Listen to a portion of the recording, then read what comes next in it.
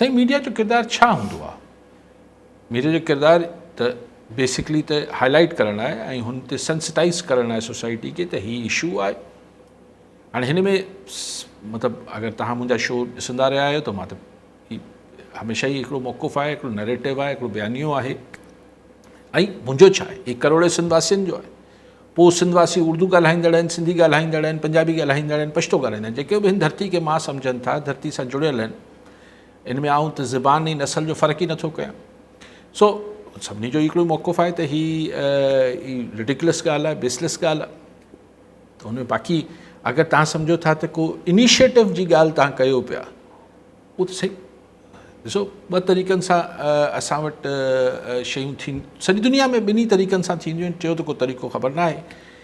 हिकिड़ो तरीक़ो इहो हूंदो आहे त को लीडरशिप हूंदी आहे, का पॉलिटिकल लीडरशिप हूंदी आहे, हू हिकिड़ी मोबिलाइज़ेशन कंदी आहे, ऑर्गेनाइज़ कंदी आहे ऐं पोइ हू निकिरी पवंदा आहिनि। ॿियो असां रीसेंट हिस्ट्री में ॾिठो आहे त हीअ माज़ी पुराणी हिस्ट्री में मौजूदु आहिनि अहिड़ा एग्ज़ाम्पल्स, त हू पोइ हिकिड़ो ऑर्गेनिक तरीक़े सां लीडरलेस फेसलेस ऑर्गेनाइज़ेशन प्रोटेस्ट ऐं रिएक्शन्स नज़र ईंदा आहिनि।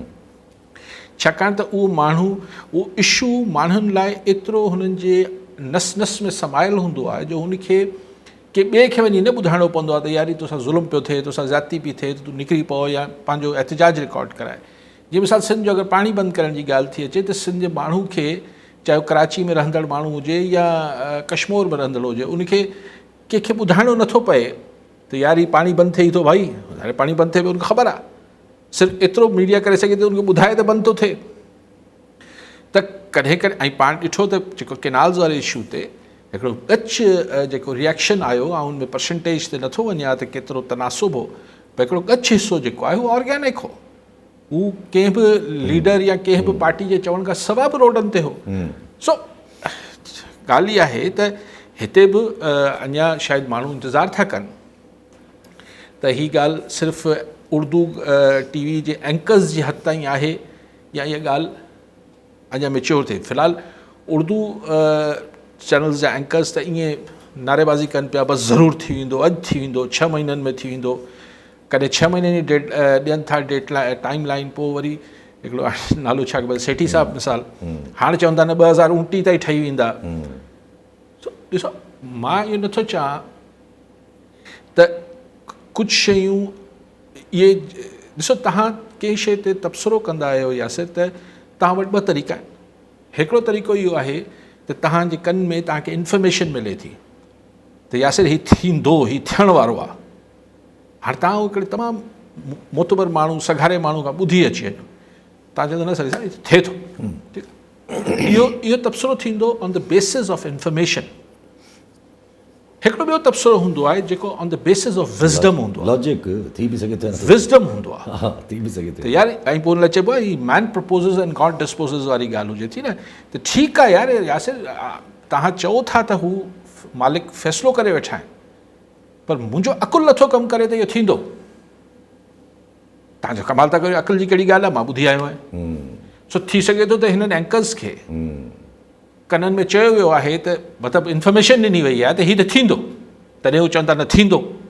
ऐं शायदि इन करे चयो पियो वञे त हू एतिरो दफ़ो इहा ॻाल्हि कनि त जेको माण्हू हिन खे क़बूल, जेके करोड़े माण्हू हिन खे क़बूल नथा कनि, उहो बि चवनि यार हाणे सभु चवनि पिया थींदो त उअं ई।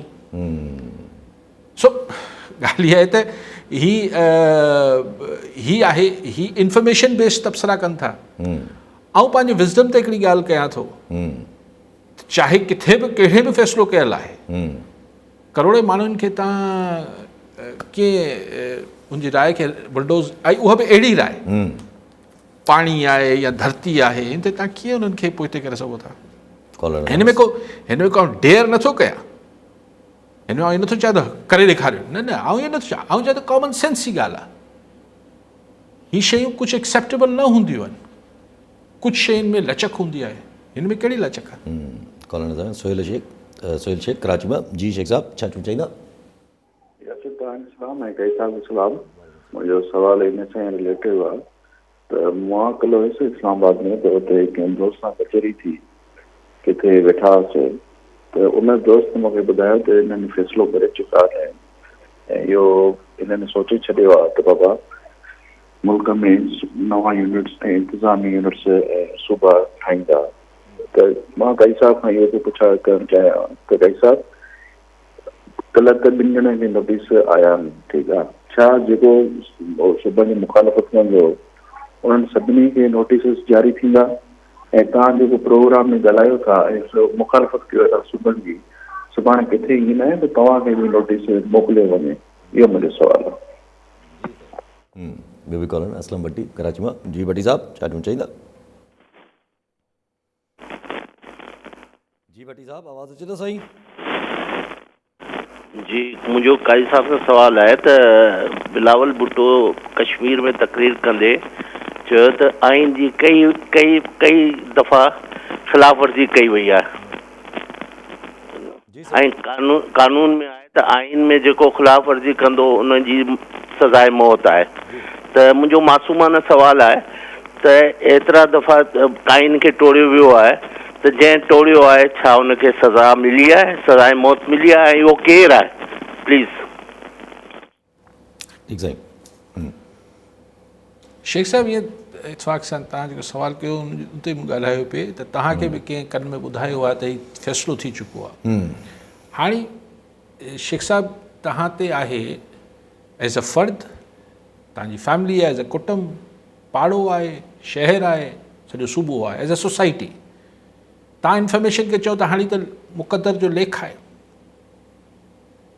त हिकिड़ो तरीक़ो थी सघे थो इहो, छाकाणि त हाणे तव्हां बावर करायो पियो इन ते थींदो थींदो, पर हिकिड़ो तरीक़ो हूंदो आहे त माण्हू चवंदो आहे भई कंहिं बि फ़ैसिलो कयो आहे। मिसाल शेख साहब आउं चवां त आउं तव्हांजो घर जो अधु हिसो मूं फ़ैसिलो करे वरितो आहे, त केरु थींदो अली काज़ी? कोन करणु ॾींदुसि।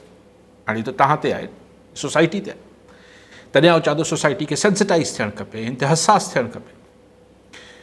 ॾिसो नोटिस आयास पली जो हिननि खे क्वेश्चन इहो आहे त मूंखे या तव्हांखे या कंहिंखे बि या त हिननि खे नोटिफिकेशन कढणो पवंदो त नए सूबे जी मुखालफ़त कंदड़नि जेके आहिनि हीअ ग़ैर आइनी ऐं ग़ैर क़ानूनी कमु आहे, हीअ मुल्क दुश्मनी आहे, या त नोटिफाई करे छॾी, न त कहिड़ी ॻाल्हि ते कानून जो मूंखे ख़बर न आहे अयाज़ पली जो खे ऐं हुनखे रियाज़ खे कहिड़े मामले ते कहिड़ी एग्ज़ैक्टली कहिड़ी शइ ते ही नोटिस मोकिलिया आहिनि।